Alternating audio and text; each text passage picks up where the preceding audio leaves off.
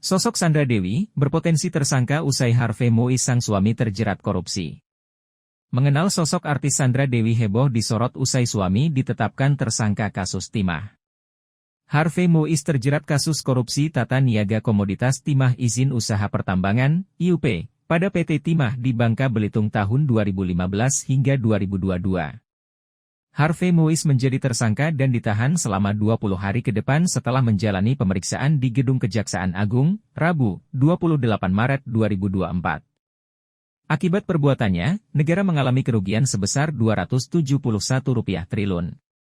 Pakar hukum, Firman Chandra mengatakan Sandra Dewi bisa berpotensi jadi tersangka kasus korupsi timah. Namun, masa hukuman atau pasal yang dijerat tidaklah berat seperti pelaku. Firman menyebut kemungkinan pihak yang ikut merasakan uang ilegal itu dijerat dengan hukuman 5 tahun penjara. Sandra Dewi mengawali karirnya di dunia hiburan sedari kecil. Ia kerap mengikuti beberapa kompetensi dan kejuaraan fashion show dan sering mendapatkan juara. Pada 2002, Sandra Dewi mengikuti ajang Miss Enchanteur dan menjadi duta pariwisata Jakarta Barat. Lalu Sandra mengikuti Fun Fearless Female majalah Cosmopolitan dan terpilih menjadi runner-up di tahun 2006. Sandra Dewi kemudian mengikuti casting dan berhasil memperoleh peran sebagai Lila dalam film Quickie Express pada 2007. Berkat film tersebut, Sandra berhasil memperoleh penghargaan pendatang baru terbaik di Indonesia Movie Awards 2008.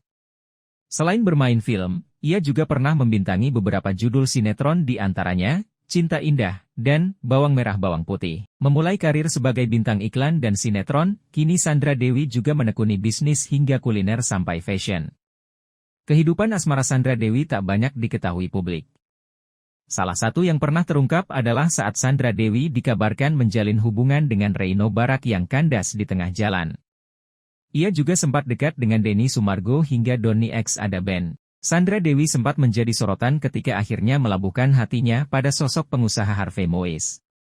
Menikah di usia 33 tahun, Sandra Dewi dipinang oleh pria yang dikenal tajir melintir di mana merupakan seorang pengusaha tambang yang sukses.